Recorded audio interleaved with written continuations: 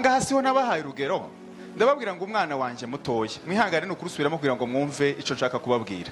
Yabayeho mu buzima bwiwe akunda fanta y'abashitsi yarabaye nk'indwara. Indwara umushitsi yinjira akama yinjira akama yicara impande y'umushitsi akareba ya fanta umushitsi ati soma agasoma. Umushitsi yagenda ati ntukoze ngo fanta y'abashitsi siko nza mvyifuza nza nifuza ngo niba kubwira ngo yimwe ubabwira ngo murakoze papa araza kungurira yanjye. Umwana noneho umushitsi yinjire soma akanga akagira ngo namubujije gusoma none bamwe ngo zana igikombe akazana plastike kandi sico naza nshaka nje naza nshaka gusa ngo azarika abafashitsi bamwe fanta kuko n'ubwo ntitwananiye kuyimugurira. Tuba muri ubwo buzima kugeza bitoye ubu ngubu nuza mu rugo ntayazonwa. Niki canejeje nanejejwe nuko no mwana yumvisha ijambo ryasi muvuge ngo amen. Imana yacu ni Imana ikwiriye gushimwa. Inza numva abantu benshi bakomeza kuvuga ngo Imana izirya amashimwe. Aho warwara none yatinda kugukiza ngo Imana yatinze kugukiza. Nigukizaga none nurwara umunota umwe kawukiza umunota umwe yoga ni snacks iryo nirindazi. Ariko nimba nayo izirya amashimwe nanje ndi umuntu notinza kugukiza bikaba none bikaba nk'umutsimaga munini. Narangizaga Imana ntizi shaka imbaraga zo kudukiza ko kanya. Hari ikintu kiri inyuma y'ico kintu muzamwanga ngo nikiza gituma Imana yemera ko tugira ibigeragezo nta kindi nuko nyuma y'ibigeragezo hari ishimwe ry'Imana. Ukuntu abantu bazabashima bazabaje gushima agahaguruka akaka umwanya ngo azashima kandi kagapapuro yagera hano ngo nukuri ngo Imana ngo ivyumve ngo simbivuga ngo ariko Imana izireba mu mutima agiye wice nta wari ufite hauko nukumara umwanya wahagurutse ahangaha vuga ico Yesu yakoze ucumva asubizwemo imbaraga. Ariko nimba kuvuga ngo Imana izireba mu mutima reka kumara umwanya naho ufite urawicaranye Imana irawubona n'ubundi. Ariko wahagurutse ahangaha uzuza kuvuga mwizi nico Yesu yakoze. Niyo mpamvu mureke mbabwira amashimwe ukuntu ateye. Amashimwe yose atavuyemo na rimwe ni ugucyurirana. Ubu nyine no babwira ngo naraburaye ariko Yesu yarangaburiye. Mwambwiye abanyabyinshi bose nabi kandi naraburaye bahari. Ako kubera ko mvuze gusa ngo nigeze kuburara. Sinabwiye ko muri umuntu wanje petit frère ni umujama n'umwana mwiza unkurikira agiramo ikigigi cinshi. Ngo grand frère wantu ukazuvuga ibintu byose. Ngo uzuca hejuru ngo bimwe ngo bagire ngo ufite ibintu byinshi cyane. Kubera ko ntashaka abantu bashaka kwimenenda. Kubera iki? Tinta barashaka ngo ari bo bashimwa. Kandi mu gitondo naba buni mu makosa haba ateye ubwoba. Tukemere ko abantu bakuzamura ntaca Imana yakujuje. Uko nuguhanuka. N'ibyago kimwe mu bindi. Nabwo rero timukaza mwemera kwirarira ku bintu bimwe Yesu yakoze muse nka harimo kubisha nka harimwe mwabikoze ni mu bivuge nta soni biteye ni Yesu wacu wabidukoreye. Ariko Yesu wacu agire gute ashima. Cya kabiri nsoje 84 no ku murongo wa 5 amufashe gusoma gisube sha gusoma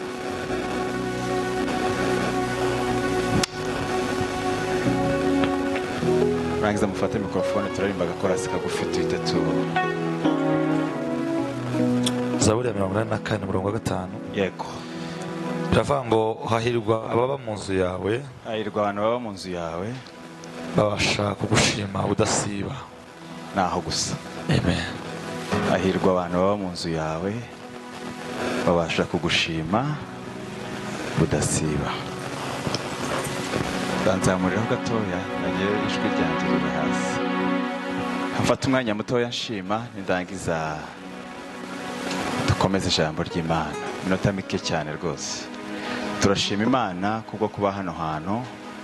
Naje kuwa 3 mu itorero rya Harvest no kuwa 4 abanyamasengesho aha ku musozi bambwira ko tuzabana kuwa 5 kugeza ku cyumweru ariko twahereye kuwa 4 nimugoroba.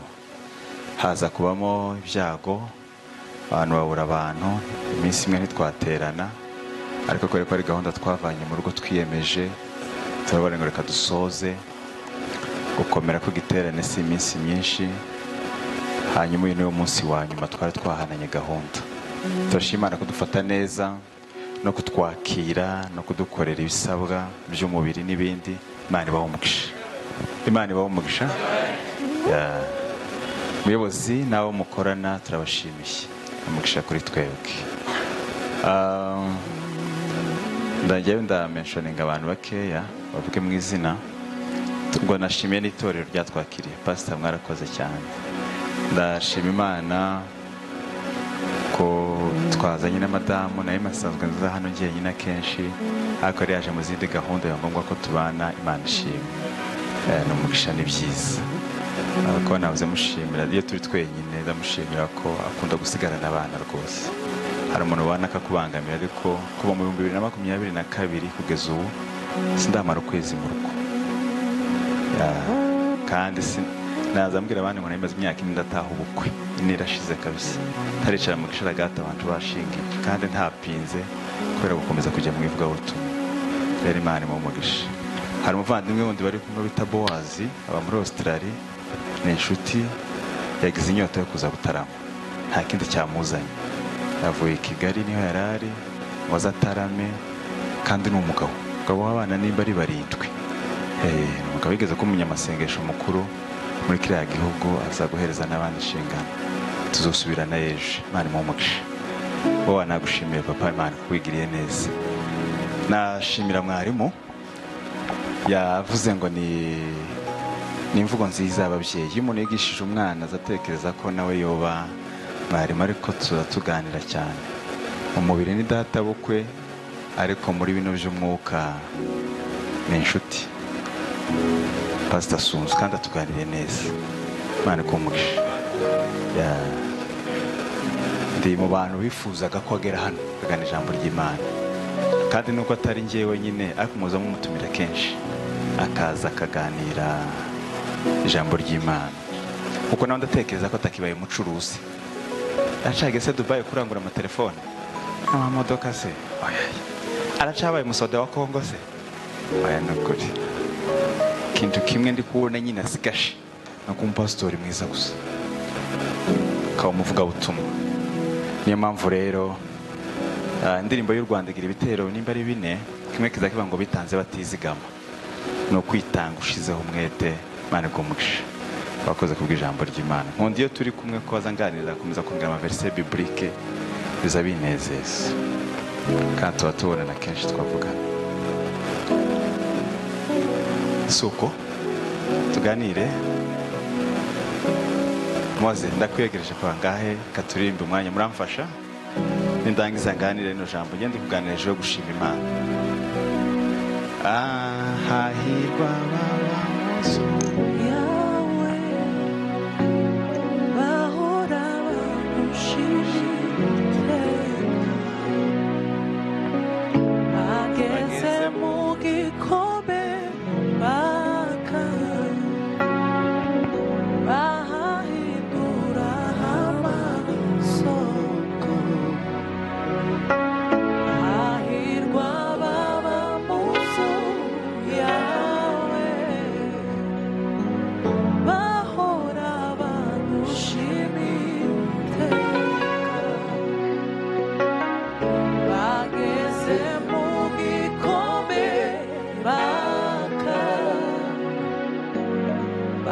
bahindura amasoko Kwanza muri batwa ngo haleluya haleluya Vanessa sifiwe mu gitondo rero twaba turimo kuganira ijambo ryitwa gushima Imana pastor yakoze kuri ringiri yavuze ari ryo mperaho ntabwo amashimwe azahera couple ya Richard na Imana bamugisha twongere hahirwa ba munzu yawe hahirwa baba munzu yawe bahora bagushimira bageze mu gikombe baka bahindura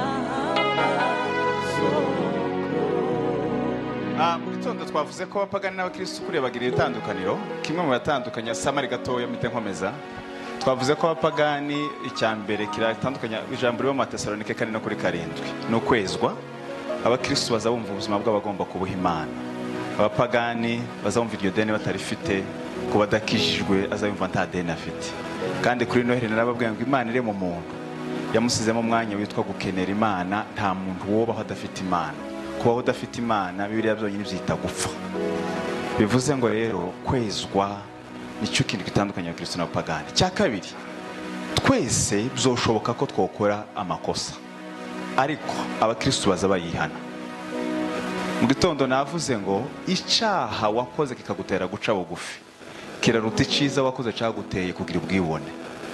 Icyaha wakoze kikagutera guca bugufi ukemera ko Yesu yogukiza kirakome, nicyo gifite agaciro kuruta gukiza umurwayi ariko byaguteye ubwibone. Bizoshoboka ko ukora amakosa ariko amakosa ntukemere ko aba inshuti yawe yo mu ibanga, uzayihane, siyo Yesu yakuremeye. Amen. Cya gatatu twavuze ikintu cyitwa umwuka wera. Pastor yaramaze kwivuga ko nta muntu wagiforota. Biraravuga ngo tibishoboka ko abisi bamuhabwa, tibishoboka. Umwuka wera utandukanye ya Kristo n'abapagani. Icya kane ni ugushima. Bibiliya yaravuze ngo bibaho byose muhere mushima. Abakristo nibo bantu bafite uburenganzira bwo gushima mu byiza no mu bibi, ariko abapagani bazashima mu byiza gusa. Bivuze ngo gushima rero ntabwo biza bitangirira muco Imana igomba kugukorera, biza bitangira muco Yesu yadukoreye. Ntabwo gushima bitangira ko Yesu atarampa imodoka, bishingiye cyane ko Yesu gusa yampaye agakiza. Nimba udafite nuko ufite n'inzu, ariko ushima ko Yesu yakugiriye ubuntu, icyo kirahagije ko umuntu yoshima. Hanyuma mbabwira ko hari ibintu byiza byo gushima bihaba. Impamvu tugomba gushima sinzi subiramo ko ndavuga iya nyuma nasorejeho, nababwiye ko iya nyuma ihari ni imvugo nziza yo kutiyitirira ko ibyo Imana yakoze. Ni ukuvuga ngo ibintu byose dufite ni Imana yabidukoreye. Iyo ushimye ubwiye Imana ngo Mana ni ukuri niwe wabikoze. Mu gitondo nababwiye ngo Imana igiye gutanga imodoka na korogate ntizikora amasengesho. Twebwe gusa tuzi ngo igiye kugukorera igiye kuguha nk'imodoka birakomeye. Uzgira ngo nayo zikora nk'amahombe, ntayizikora. Imbaraga izikoresha igiye kuguha ikirato, nizo yokoresha igiye kuguha inzu. Gusa ikizikora ni ukurinda ko igihe gusa kigera. Ariko Imana nta mbaraga bisaba kukugirira neza. Niyo mpamvu mu gihe itarabikora rero cyangwa yarabikoze, kugira ngo iyo mvugo itazaba nk'aho ari wowe wabyikoreye, uzushima Imana. Bimvugo nziza yo kutiyitirira ibyo Imana yakoze. Ndashaka kubabwira noneho ubu nyine inyungu ziri mu gushima Imana mu minota 10 mite nicarira. Iya mbere, shaka Imana guhumugisha.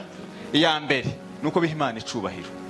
Imana ya Isiraheli ikunda ko tuvuga ibyiza yakoze, irabikunda cyane. Hazananiza n'abano abantu basanzwe bo mwisi. Ejo bundi Bizimana Paul yinigeza kumva ari kuvuga umugabo wo muri Amerika wishuriye iwabo inzu muri Kenya n'imbara amezi nk'icumi. Kuri bonane hagiye kugera ngo ntiyamushimira ayo mezi yose, ngo ntigeze amubwira n'umunsi n'umwe ngo urakoze. Hanyuma mu kwezi kwa 12 arabifunga. Amara kubifunga wa muntu abari bwavuze induru. Ati uzombarize garunaka ico twapfuye. Nibyagenze gute? Ati no bakazunyishurira inzu. None se ntakibikora? Ati oya. Ati yaracecetse. Abaze wa mugabo muri Amerika ati runaka mwapfuye iki ko wakazumugirira neza amezi 10 yarashize. Byagenze gute? Ati ayo mezi 10 nyine yakubwiye nakazamugirira neza. Hayo n'umunsi n'umwe ambwire ngo urakoze. Nico cyatumye bireka, nico cyatumye mbireka. Umuntu utazuzirikana nico namukoreye aho nabanduka. Aje kumwikoza aramubwira ati uyu muntu ibi byose yakazakora nta no kuvuga ngo urakoze. Ati nakaza nibagirwa. Abo ni abantu. Mutekereze noneho Imana ya Isiraheli twakurikiye. Muvuge ngo amen. Ikugiriye neza 1 2 3 4 5 6 7 mu gitondo na nimugoroba, Imana ikakugirira neza. Habe n'umunsi n'umwe mutekereze uvuge ngo Mana ndagushimiye ko wangiriye neza. Aho twari kumwe mu gitondo nababwiye Imana wisenga, amasengesho yasenga mu bice bine. Wisenga ko ari nziza, bikunaniye woza kuyibwira ibyo yagukoreye. Bikunaniye woza kuyisaba, bikunaniye woza kuyisaba imbabazi. Ubwo buryo bwose uko ari bune ntiwo buraho usenga. Kwibwira ngo Mana kino cyarananiye umfashe, nkeneye buno bufasha, uri mwiza naje kugushimira cyangwa uso naje gusa kubera kuri mwiza, ibyo birananiranye. Imana ifite ibyo mu gitabo cy'Abakorinto urwandiko rwa 2 kandi no kuri 15 hazavuga ngo burya ibyo byose bibaho ku bwanyu, ngo kugira ngo uko ubuntu bw'Imana burushaho gusaga aba ariko nishimwe rya benshi rirushaho gusaga, ngo Imana yacu ihimbazwe. Muvuge ngo amen. Ndahanga hasiho nabahaye urugero. Ndababwira ngo umwana wanje mutoye, mwihangane no kurusubiramo kugira ngo mwumve ico nshaka kubabwira. Yabayeho mu buzima bwiwe akunda fanta y'abashitsi, yarabaye nk'indwara. Indwara. Umushitsi yinjira akama yicara impande y'umushitsi, akareba ya fanta, umushitsi ati somaho, agasoma. Umushitsi yagenda ati ntukaze ngo fanta y'abashitsi. Siko nza mvyifuza. Nza nifuza ngo niba kubwira ngo yimwe, ubabwira ngo murakoze papa araza kungurira yanjye. Umwana noneho umushitsi yinjira, somaho, akanga. Akagira ngo namubujije gusoma. None bamwe ngo sana igikombe, akazana plastique. Kandi sico naza nshaka. Je naza nshaka gusa ngo azarika abafashitsi bamwe fanta, kuko n'ubwo ntitwananiye kuyimugurira. tuba muri ubwo buzima kugeza bitoye. Ubu ngubu nuza mu rugo ntayazonka. Niki cyanejeje? Nanejejwe nuko uno mwana yumvise ijambo rya se. Muvuge ngo amen.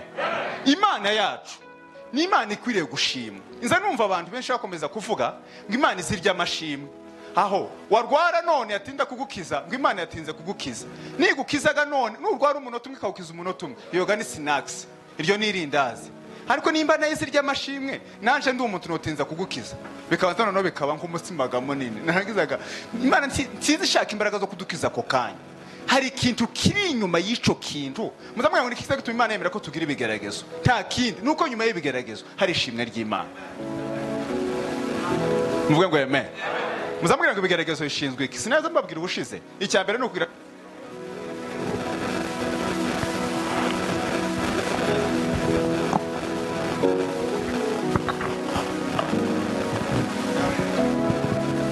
hahirwa baba muzu yawe bahora bagushimira bageze mu gikombe bakayo bahindura amasoko hahirwa baba muzu yawe bahora bagushimira bageze mu gikombe bahindura amasoko. Tuzamwe bwanzwa bango haleluya haleluya. Bwana Yesu asifiwe. Nukuvuga ngo uwo mwana yaranejeje kandi ari uwanjye pastor. Nta kindi cyanejeje nuko besha ijambo rya se. None utekereza umuntu muzamubwira ngo kudashima ni kimwe mu bimenyetso by'imperuka. Hari ijambo Revera yavuze abantu nshinzwe baryumva. Mu gihe cy'imperuka abantu bazabagira gute? Bikunda bakunda impiya arinda shima. Mu gitondo nabwiye kuntu abantu bazabashima. Bazabasha gushima agahaguruka akaka umwanya ngo azashima kandi kagapapuro yagera hano ngo nukuri ngo Imana ngo ivyumve ngo simbivuga ngo ariko Imana izireba mu mutima. Agiye wice nta wari ufite.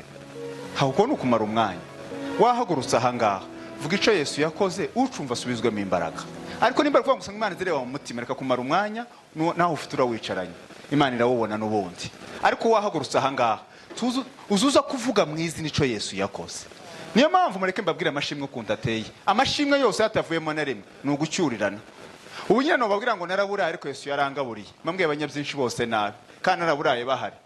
Ako kubera ko mvuze gusa ngo nigeze kuburara. Sinabwiye ko muri umuntu wanje petit frère ni umujama n'umwana mwiza unkurikira agiramo ikigigi cinshi. Ngo grand frère wantu ukazuvuga ibintu byose. Ngo uzuca hejuru ngo bimwe ngo bagire ngo ufite ibintu byinshi cyane. Kubera ko ntashaka abantu bashaka kwimenenda. Kubera iki? Tinta barashaka ngo ari bo bashimwa. Kandi mu gitondo naba buni mu makosa haba ateye ubwoba. Tukemere ko abantu bakuzamura ntaca Imana yakujuje. Uko nuguhanuka. N'ibyago kimwe mu bindi. Nabwo rero timukaza mwemera kwirarira ku bintu bimwe Yesu yakoze, muse nka harimo kubisha nka harimwe mwabikoze, ni mu bivuge nta soni biteye. Ni Yesu wacu wabidukoreye. Ariko Yesu wacu agire gute? Ashima. Cya kabiri nuko gushima biza bituma umuntu agira amahoro. Umuntu azagira amahoro.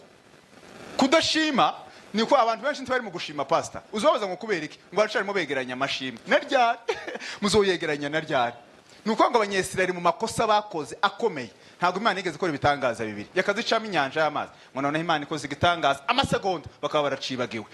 Yabakorera kandi ngo none Imana ikoze igitangaza. Tibigeze bagira ubwenge bwo guteranya kimwe cy'Imana yakoze ngo bongereho ikindi Imana yakoze. Kubera iki? Bari abantu b'abanyantegenge. Ariko iyo umuntu gushima bikomoka mu kumva ko Yesu yakugiriye neza ukagira ntimukagira ico mwiganyira. Aguze mushaka bigire gute? Imenwe n'Imana. Mugize gute? Mubisabiye, mugize gute? Mwinginga, mugize gute? Ushima. Mwamona kuganya. Kuganya na amarangamutima adatanga igisubizo. Nuje gusenga ugatangira kuganya, wataye umwanya wo gusenga. Kurakora ubusa. Reka kuganya. Nta handi amaganya azatanga igisubizo. Gushima biza bituma umuntu agira amahoro, agatuza.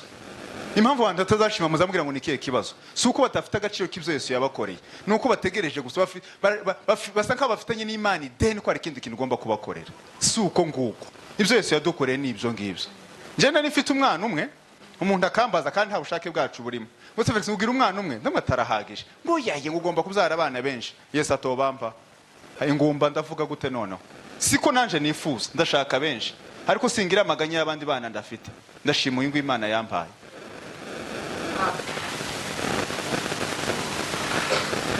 mwabwa ngo amen tumwamubona aho gusengera ikintu ufite umutima wo gushidikanya wo bihagarika ugatangira gushimisha Imana yagukore ko nico ufite gihamye ahubwo ngo usengere ikintu ufite umutima wo ushidikanya kurata umwanya ahubwo bihagarika ukavuga ati ahangana nazo nko gushidikanya ahubwo ari ibintu mfite gihamye Mana siniriwe nsaba ibi ngibi ariko ari ibyo mfite ngomba kugushimira nzi neza ko wankoreye iki niki waragikoze ndagushimiye icya gatatu soza bituma Imana iba muri twebwe dukomeza kugirana ubusabane n'Imana Nimuze gusoma mu gitabo cya Luka ibice 17 habamo inkuru imeze nk'ingi pastor yavuze y'abagabo Yesu yakijije babembe 10 bama 9 baragiye hagarutse umwe wenyine wo gushima kandi barya bose Yesu arabaje ngo se abandi bari hehe arimo ngo abandi bose bagiye hanyuma kubera ko ugarutse ati nge nari ngarutse gushima Yesu aramwa ngo genda urakize mu yandi magambo babandi bakiza umubiri ariko nta numwe wajanye nanjye nta muntu Yesu numwe yigeze akiza gutya physically mu gutya mu buryo buri physique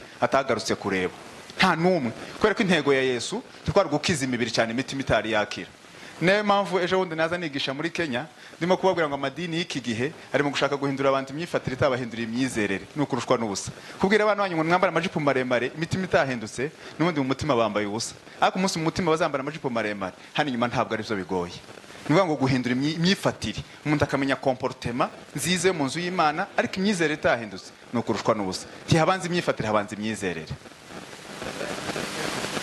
Esko birumvikanye muvuge ngo amen bituma Imana iba muri twebwe tukabana n'Imana kubera iki twarayimenye tuzi impamvu tugomba kwishira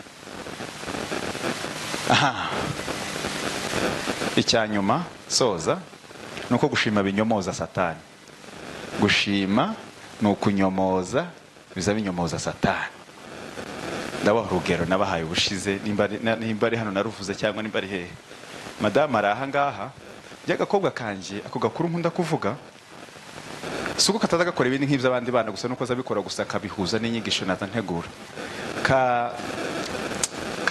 kabwiye nyina umunsi umwe ukarashaka gukina katuni kureba amadeshyane nari ndi mu cumba ndi gukoresha telefone kuri machine nisharinze abaza nyina ati wampaye telefone ati genda ubwire so atariko arimo kuyikoresha nta yari buguhe hari kera nyina aramubwira ati nta yari buguhe umwana we azafite ikizere cyase ko ayimuha akomange mu cumba arambwira ngo papa ngo wampaye telefone ngo akina katuni mpita nyimusingiriza nyina gani wahuye n'ibyago agarutse kuko karagarutse gutya aho kugira ngo akine katuni yamaje kuri nyina ngo iwo arayimbaye iwo arayimbaye gushima no kubwira Satani ngo iwo Yesu yaradushubije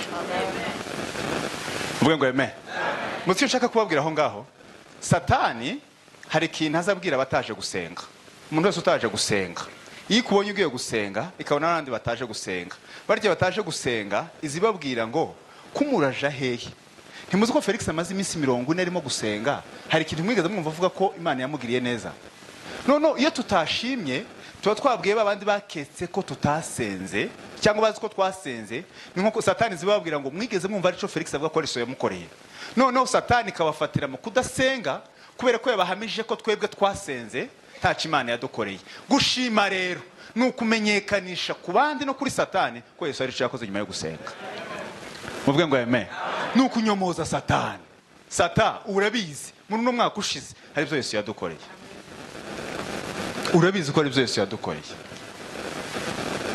muzo twaza tuganira kare nsoza twaza tuganira ko mu bintu byose dufite byose bikomoka ku Mana hatavuyemo na kimwe byose byo dufite bikomoka ku Mana impamvu ibintu bimwe biza bitugora ni nzarumva nk'umuntu ambwiye ngo se Felix ngwivuga butumwa nirishira nukuri ko Imana sinje warizanye wari impaye azoba yaryisubije ariko cyo nicyo ntiryoshira gusa wari imparizo baryage simfite stress yo kuvuga ubutumwa ryoshira ko sinje wihamagaye mfite umuntu wampamagaye amafaranga abantu bagira stress zayo yuko yoshira sinzi aho mwayakuye niyo mpamvu kuyatanga bimwe biza bigora azakora amafuka gutyo ukambwira ngo yagasanga nko kuri bank abantu benshi kandi ari amafaranga yiwe kubera iki ntagaza atekereza ko ari Imana yamuhaye niyo twatanze 10 uzgira ngo 9 risigaye ni iryawe harimo n'ayabandi hari umukobwa wampamagaye ku manywa arambwira ngo arashaka ko ngo 10 ciwe muzoza gifashisha abakene mone ku mutima wamubwiye ndabwo ati ubwo bazagitanga genda baze neza ntago 10 ari amafaranga yo kugaburira abakene kubera ko arashaka gukwepa arashaka kwiyorohereza akora ubuzima yumva ashaka kubera iki ivyo dufite byose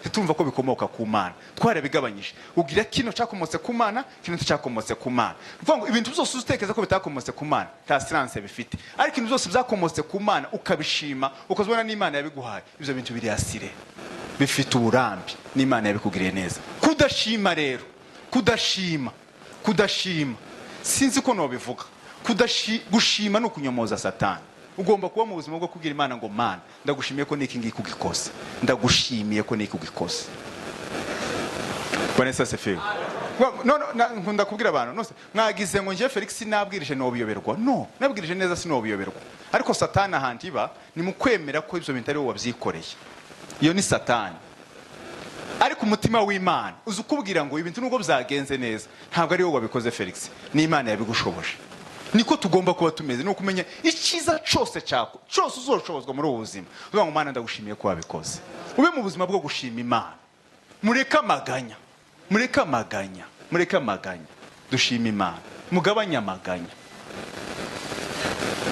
iyo umuntu Satani yamuteye kudashima nukuri ko Imana horana amatsiko no kudatuza kumva ko ari deni afite Yesu atamukoreye mbwire niki Yesu atagukoreye umugomwe ngo yagiye gusenga ameze neza ari ku blaming Imana arasara hamazi undi muntu ucitse amaguru wovugiza gusubiza Yesu yamukoreye uno muntu aburi kintu avuga umugore umwe birukanye umwana we ku ishuri bamwirukana ngo uno mwana yari afite disability ntago yari yuzuye neza mu mutwe baramwati wa mugore wabyaye umwana utuzuye twara mu rugo amugeze mu rugo kubera gutahura Imana gusa yamanga ko ntabwo ari gihana Imana yampaye abantu bakamaza ku mwana batagisubira ku ishuri ngo afite ubwenge bwinshi barabarimu ntibabasha kumwigisha ngo nzoza mwigishiriza yonje nyine ati kubera ubwenge bwinshi afite abarimu ntibamushoboye ni nje wo mushobora nyuma y'imyaka 50 umwana arakira ari mu bantu bage bakora ibintu bikomeye kuri ino si kubera iki gutahura Imana gusa kubona Imana mu bigenda n'ibitagenda mu bibaho byose duhore dushima Imana muvuge ngo amen nkunda kubwira abantu niko ntekereza umuntu wafushije abana batatu b'impinje batandukanye umwana wagafa ku mezi 6 kuri ino sura suzuguritse ariko umugore ufite abana batatu bafite imyaka 40 babasinzi bose bishwe na kanyanga nuko ngo uyu nguyu ufite abana b'abasore bashatse babasinzi ninka ufitiye shima uyu nguyu barapfuye asigara bonyine ariko nitugera mu ijuru uryo abana batatu b'impinja bapfuye azobasangayo yishime cyane uyu nguyu wabasize azobabara cyane kuko igikomeye cyane saho twatangira urugendo igikomeye na amaherezo y'urugendo bivuze iki rero mugabanya amaganya mu gitondo nababwiye ngo umwana wanje karampamagara ngo nzomuzanire bombo ariko nje tunanyina twaza tuvuga ngo tuzomushira imyenda icyo twifuza sico kidukwiriye Yesu ntaza kora amaranga mutima y'icyo twifuza azaduhereza ikidukwiriye icyo utahawe suko Yesu yabuze imbaraga zo kukiguha aragukunda cyane kurya igisubizo cyiza cyakomotse kuri we ari ukukikwima kugira ngo aguhereze ikindi kigukwiriye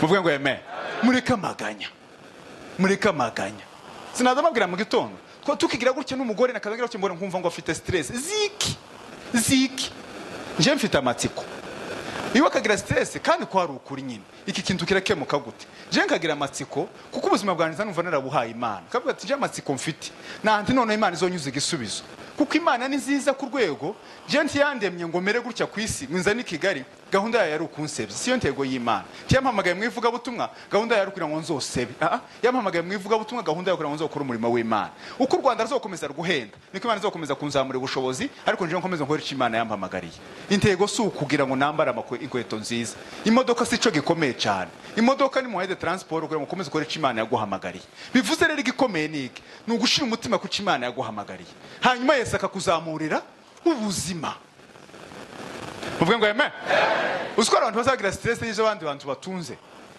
ziki ufite stress ko undi muntu yaguze imodoka none si yawe gira yaguze ira yaguze ni yiwe nukuri ko Imana yaguze ni yiwe mutuze mutekane muri kamaganya mushima Imana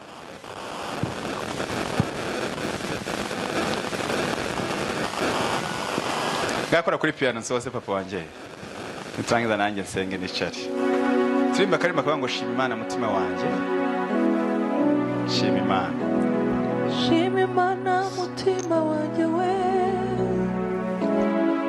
shima Imana mutima we shima Imana mutima wanje we shima Imana mutima we iyo bikomeye wiyebye ubabaye iragutabara mutima we iyo bikomeye wiyebye ubabaye iragutabara mutima we shima Imana mutima wanje we shima Imana mutima we shima Imana mutima wanje we ai shima Imana mutima we iyo bikomeye wiyebye ubabaye iragutabara mutima we